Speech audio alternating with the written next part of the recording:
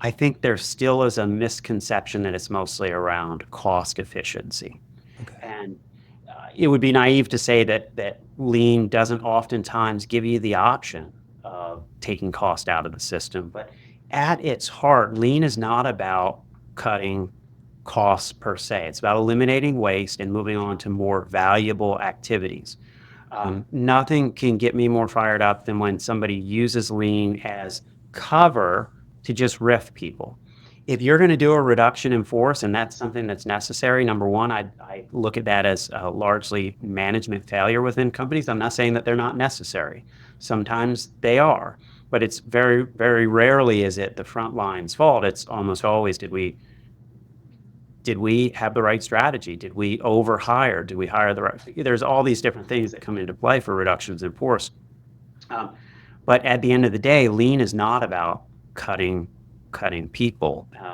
We've all heard the acronyms as we run lean transformations. People say, well, less employees are needed, or things like that. I mean, and that's a shame because that's not what lean is really about. In fact, one of the pillars of lean is respect for people, and a Right. big part of respect for people is management's responsibility to ensure that we're looking out for our staff and we're continuously growing the business and we're not doing things like overhiring, or we're not making mistakes that will eventually require us to lay off people. Again, I'm not casting stones. Certain times companies get into a position where reductions in force or macro trends or otherwise. But still, I think lean has something to say about how we go through those activities rather than just saying, well, tough luck.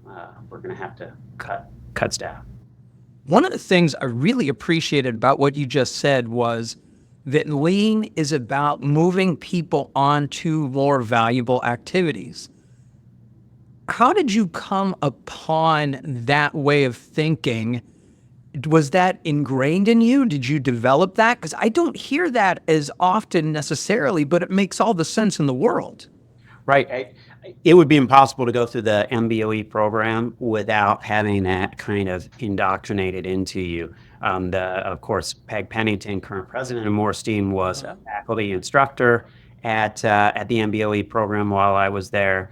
You had visionaries like Gary Butler, who was the executive in residence, Peter War. I mean, the list goes on and on. That was back there. I had a wonderful coach at the time, Steve Grand. And these individuals all, this is really people that really study lean and understand it and where it came from, understand that this idea of people is central to lean, and this idea of moving people to valuable work and giving them a common mission and purpose, that it's actually a failure of us in management when we task people with just simply toil and other sorts of things that are meaningless. We want to connect them to the mission of the company. We want to give them meaningful work to do and challenge them that says that your job is not just to do your job, it's to figure out better ways to do your job every day. And as we're able to get rid of waste and lower value activities inside the organization, that's actually a chance for you to move on to more valuable things and provide greater value to the customers. I got to say, Tom, that was just fantastic. I can already see myself taking that little bit of audio and making it a reel in and of itself. That was fantastic, Tom. Thank you.